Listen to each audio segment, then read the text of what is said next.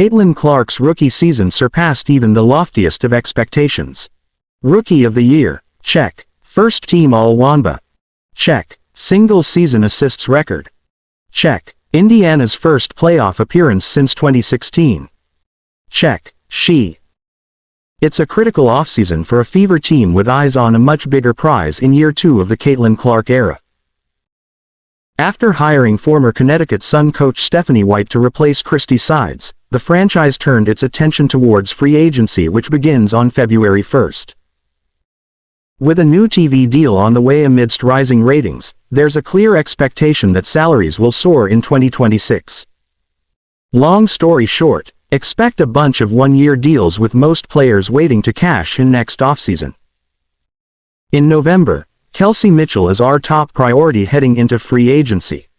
Mitchell is in the thick of her prime and alongside Clark, forms perhaps the league's most dynamic backcourt.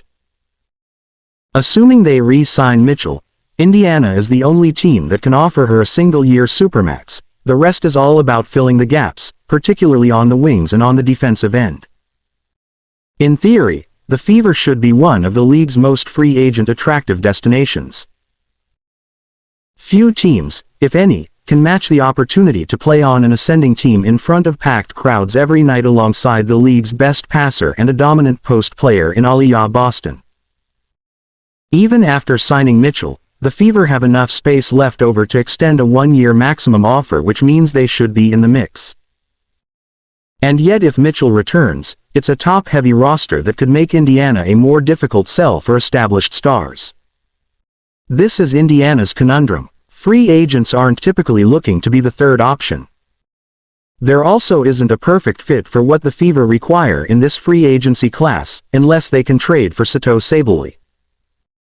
She could toggle between playing the 3 and 4, providing the necessary defense and spacing to surround Clark and Boston. It's risky to trade for Sabally for one season, and talk around the league is that Indiana is not one of Sabally's preferred markets. If the Fever can't swing a trade for Sabally, whom Merchant predicts will land in New York, she lists Nneka Ogwumika, Brianna Jones and Natasha Howard as potential free agent targets.